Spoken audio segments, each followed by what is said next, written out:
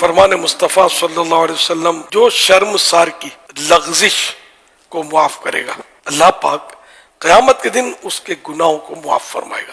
شرمسار یعنی اپنے کیے پر شرمندہ ہو اور اب وہ اپنی خطا کی معافی چاہتا ہے کسی بندے سے, وہ بندہ جو ہے معاف کر دے اپنی جو اس نے خطا کی ہے, مثلا دل دکھا دیا تھا, کبھی کوئی حق تلف کیا تھا, معاف کر دیا, تو اللہ پاک قیامت کے دن ایسے شخص کے گناہ معاف کر دے گا. ہمارے یہاں بعض بڑے ضدی ہوتے ہیں, معاف نہیں کرتے. میرے پاس کچھ تحریرات تھیں, بعض اوقات اپنوں میں بھی ہوتا ہے, اپنوں ہی کی تھی تحریرات جو مجھے کسی موقع پر کام آ سکتی تھی, لیکن میں نے اپنا ذہن بنایا کہ نہ مجھے کسی کے عیب اچھالنے, نہ کسی کی غیبت کرنی ہے, نہ کسی سے انتقام لینا ہے, نہ ان جھگڑوں پھڈوں میں پڑنا ہے, تو میں کائے کو رکھوں. میں نے اس ساری تحریرات جو یعنی کہ بہت قیمتی ایسے شخص کے لیے تھی کہ جو مطلب اگلے کو نیچا دکھانا چاہے, اس کو ڈیگریڈ کرنا چاہے, اس سے انتقام لینا چاہے, تو بدترین مواد تھا وہ, یوں کہہ لیجیے.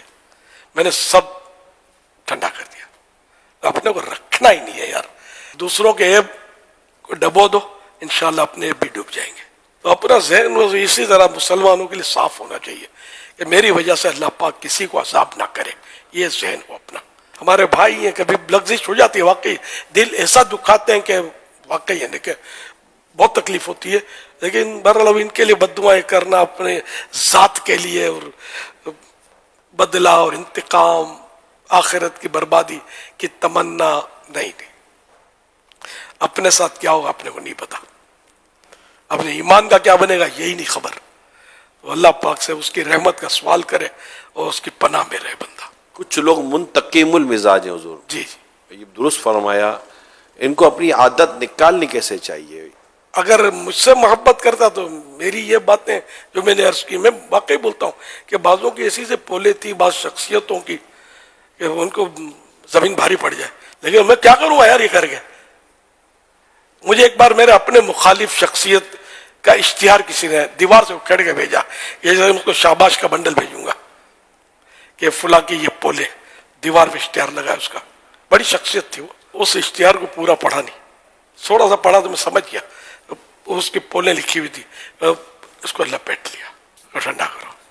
میں نے کہا اگر میں نے یہ پڑھ بھی لیا تو اپنا ہی بھائی ہے, اگلا سنی ہے, بھلے دعوت اسلامی میں نہیں ہے, لیکن کوئی دعوت اسلامی میں نہ ہونا کوئی اسلام سے خارج ہونا تو نہیں ہے نا یار. تو بھلے مخالف ہے جو بھی ہے, میں یہ پڑھوں گا تو اس سے نفرت بڑھے گی, گھٹے گی تو نہیں. اور میں اس کا بگاڑوں گا کیا کر لوں گا میں, اور کروں گا تو کتنی نیکیاں ملیں گی, کیا ثواب ملے گا, الٹا مطلب آگے بڑھے گی.